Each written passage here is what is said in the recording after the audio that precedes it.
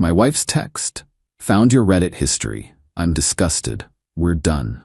I replied, I respect your decision. Then I let her discover what account was actually paying for her medical school. The frantic texts started when the tuition payment bounced.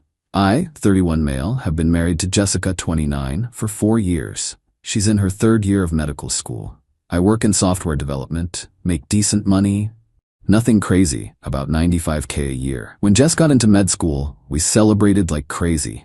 Her dream since high school. Problem was, she didn't qualify for much financial aid. Her parents make too much on paper but refuse to help. You're married now, that's your husband's job, her dad said. Cool, I've been covering her tuition, $58K per year, plus our living expenses since she can't work. My entire salary basically goes to keeping us afloat and her education. But here's what Jess doesn't know. I also freelance. A lot. Nights, weekends, whenever. That money goes into a separate account that pays her tuition directly. She thinks it comes from my regular salary because I handle all our finances. She never asked for details, just assumed I figured it out. Those freelance gigs? I post about them on Reddit, programming subs, freelance communities, sometimes just venting about difficult clients or 3 a.m. debugging sessions. Nothing inappropriate, just work stuff and the occasional meme. 3 days ago, I wake up to a text from Jess. Found your Reddit account. I'm disgusted. All you do is complain about supporting me and brag about money. We're done. Going to stay with Miranda. I scrolled through my recent posts. One was about a nightmare client. Another about finally finishing a project at 4 a.m. One joking about being married to medical school debt. I replied, I respect your decision. Then I canceled the next tuition payment from the freelance account. Update 1. Jessica stayed radio silent for exactly 18 hours. Then her friend Miranda called me. What did you do to Jess? She's crying saying you're financially abusive. She read my Reddit posts and decided we're done. I respected her decision. You're seriously going to be petty about this? Petty? She's leaving me because I posted about work stress on Reddit. She saw you complaining about supporting her. One joke about medical school debt and 4 years of posts. Still, you should apologize. For what? Having a Reddit account? Miranda hung up, but I knew what was coming. Jess's tuition was due in 3 days, $29K for the semester. The automatic payment I'd set up? Canceled. Day 2, Jess sent a long text about how disappointed she was in my attitude and how I clearly didn't value her career. Said she needed space to reevaluate our relationship, but would consider counseling if I showed growth. I replied, understood. Take all the time you need. Day 3 at 8 a.m., I get a call from her. First time she's actually called. The bursar's office says my payment declined. Oh, the tuition payment. It's showing insufficient funds. That's strange. Can you check the account? Which account? Our account. The checking account. That account never had $29K in it. Jess. Silence. What do you mean? My salary is $95K. After taxes, that's about $70K. Our rent is $24K a year. Utilities, food, car payments, insurance. We're at about $65K in expenses. You think I've been paying your tuition from the leftover $5K? But you've been paying it. I was, from my freelance account. The work I talked about on Reddit, the work that disgusted you. I didn't know. You never asked. 4 years, you never once asked how I was managing it. Update 2. The panic was immediate. Jess called 17 times in the next hour. Texts started flooding in. We need to talk. This is insane. You can't do this. I have exams. Please answer. I'll lose my spot if I don't pay. Are you seriously doing this? Then Miranda started texting. You're ruining her life over a Reddit post. She's going to lose 3 years of education. How can you be so cruel? I responded to Miranda once. She ended our marriage over Reddit posts about the job that pays for her school. Actions have consequences. Then came the call from Jess's mom, Catherine. This woman has called me maybe twice in 4 years. What's this about you withholding tuition money? Jessica ended our marriage. I'm not paying for my ex-wife's education. You're not divorced yet. She said we're done. I'm respecting her wishes. This is manipulation. This is consequences. She can take out loans like everyone else. She's 3 years in. The debt will be astronomical. Should have thought about that before leaving the person paying for it. You owe her this. Why? You're her husband. According to her, not anymore. Catherine went on a rant about responsibility and manning up. I hung up. 4 hours before the payment deadline, Jess showed up at our apartment. I was working from home. She still had her key. We need to talk, okay? I overreacted about the Reddit thing. Okay, can you please make the payment? No, I'll lose my spot. You should probably look into emergency loans then. James, please, I'm sorry. Sorry for what exactly? For overreacting. You said you were disgusted by me. You ended our marriage over Reddit posts. I was upset, and I'm respecting your decision. She started crying. You don't understand. If I don't pay, I get dismissed. 3 years wasted. I'll owe $140K with nothing to show for it. Sounds like a personal problem. How can you be so cold? How could you be so ungrateful? 4 years, Jess. 4 years of 80-hour weeks. Regular job plus freelancing. No vacation. No gaming. No hanging out with friends. Every extra hour went to paying for your dream, and you threw it away because I made a joke about it online. I didn't know you were freelancing. You never asked. You never asked how we afforded it, where the money came from, nothing. Just expected it to appear. She broke down completely. Please, I'm begging you. I'll come back. We can work through this. Oh, now you want to work through it? When your tuition's due? That's not? Leave your key when you go.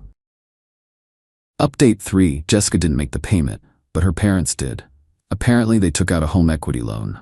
Catherine called me every name in the book, said I was a pathetic excuse for a man, and showed my true colors. Jess moved back in with them, started posting on social media about surviving financial abuse and escaping a toxic marriage. Her friends ate it up. Stay strong, queen. You deserve better. He sounds like a narcissist. My buddy Trevor sent me screenshots. Bro, she's painting you as a financial abuser. Let her, I have receipts. And I did. Every payment I'd made. 3 years of tuition, $174K total, plus living expenses. All documented, but I didn't post anything. Yet. Then Jessica made a mistake. She filed for spousal support. Her lawyer sent a letter demanding temporary support during separation. $3K a month. Because she was accustomed to a certain lifestyle and I had controlled the finances. My lawyer, Brian, laughed when he read it. She wants support after leaving you for having a Reddit account? Yup. And you've been paying her tuition this whole time? Every penny. Here's the documentation. Brian's grin got wider. Oh, this is going to be fun. We responded with a counterclaim. Since I'd been solely supporting her education, I wanted reimbursement for half the tuition paid during marriage. $87K. Her lawyer called Brian within an hour. This is ridiculous. Brian put him on speaker. Your client left the marriage. My client was providing substantial financial support for her education. That support has ceased. Furthermore, we believe educational expenses during marriage should be shared equally. She's a student. Who chose to end the marriage? Over a minor disagreement. She characterized it as being disgusted and done. That's not minor. They went back and forth. Finally, her lawyer said they'd withdraw the support request if we dropped the reimbursement claim. No deal, Brian said. But we'll accept a clean divorce. No support either way. She keeps her debt going forward. We call it even. They agreed. But Jessica wasn't done.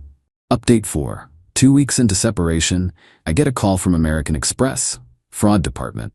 Sir, we're seeing unusual activity on your authorized user card.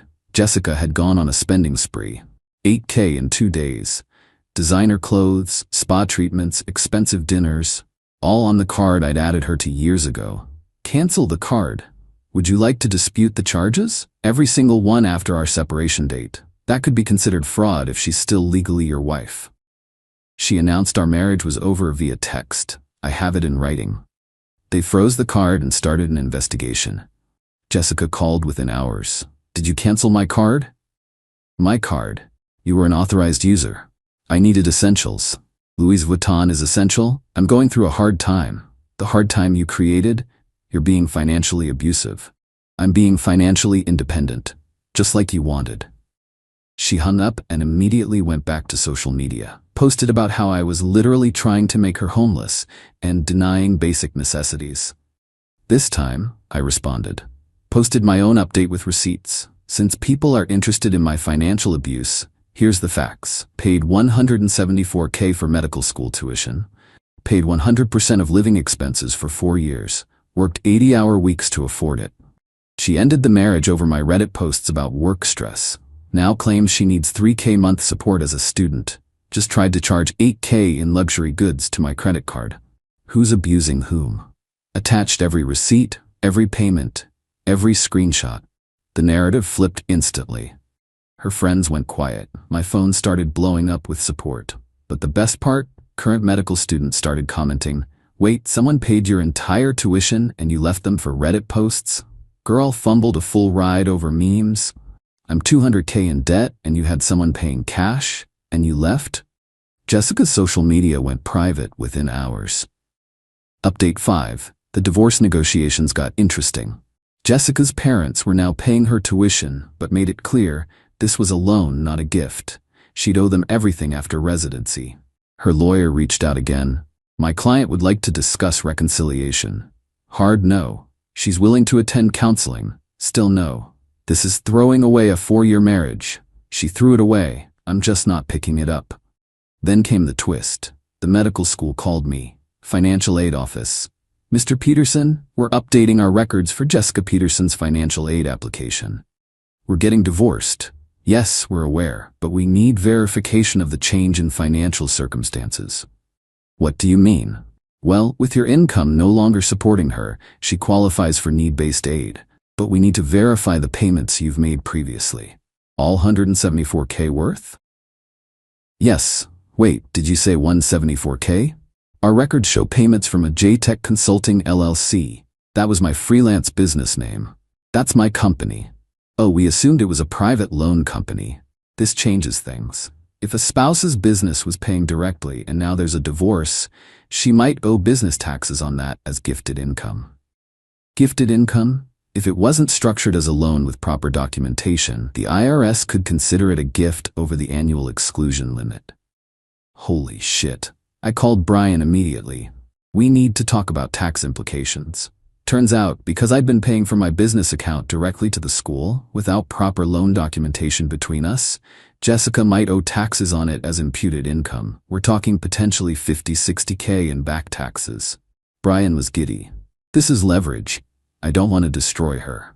No, but she needs to know this before she makes more demands. We informed her lawyer. The screaming voicemail from Catherine came within an hour. "You set her up.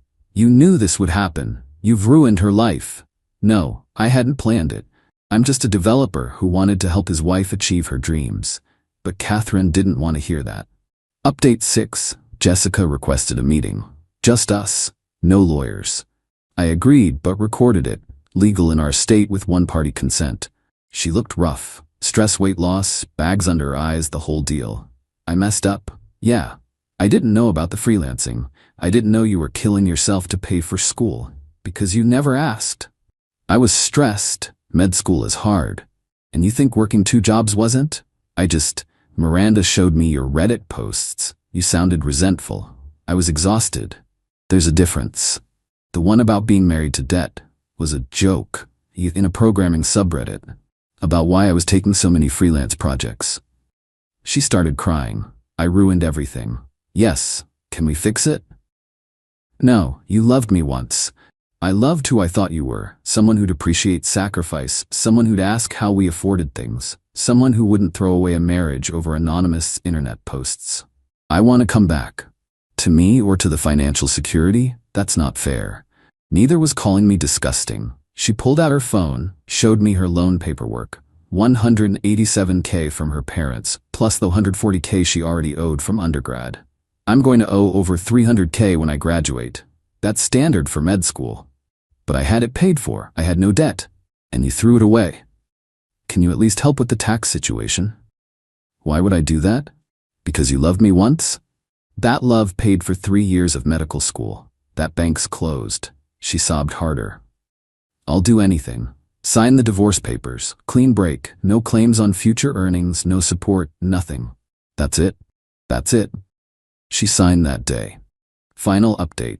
The divorce was finalized 2 months ago. Jessica's doing her residency now, $320K in debt. Her parents charge her interest on their loan. She matches with a program in a different state, internal medicine, not the dermatology she wanted. Dermatology is competitive. Financial stress plus dropping grades didn't help. She texted me last week. Saw you got promoted to senior architect. Congratulations. I didn't respond. My freelance business is doing better than ever. Without the pressure to pay tuition, I can be selective with clients. Actually took a vacation last month. First one in 4 years. Her friends Miranda and others reached out trying to guilt me. She made one mistake. You ruined her life over pride. No, she ruined her own life over Reddit posts. I just stopped fixing it for her. Brian told me Jessica tried to date another med student. Guy broke up with her when he found out she'd left someone who paid her entire tuition over social media posts. Apparently, it's become a cautionary tale at her school. Don't pull a Peterson, is what they call it when someone fumbles a good situation. The tax situation? She worked out a payment plan with the IRS. Adds another $60K to her debt over time with penalties and interest. Catherine still sends me nasty messages occasionally. I blocked each new number. Richard, Jess's dad, actually called to apologize last month. You were a good husband. She just didn't appreciate it. Too late for that realization. We're charging her 6% interest on the loan. Your choice. She says you were financially abusive. I paid for her dream. She ended it over memes. You figure out who was abusive. He hung up quietly. Meanwhile, I'm dating someone new, a software engineer who actually asks about my work, appreciates when I pay for dinner, and thinks my Reddit posts are funny. She makes her own money and doesn't expect me to kill myself with overtime. Funny thing, found out Jessica still lurks on my Reddit. I know because she accidentally liked one of my posts from her throwaway, forgot to switch accounts, classic. It was about finally being debt-free and planning for early retirement now that I'm not paying double expenses. She deleted her account after that. Life's good now. My only regret? Not seeing the entitlement earlier. But hey, $174K is a cheap price to learn someone's true character, right? At least that's what I tell myself when I check my investments and realize I'd be halfway to retirement if I'd kept that money. But you can't put a price on peace. And brother, I've got peace in abundance now.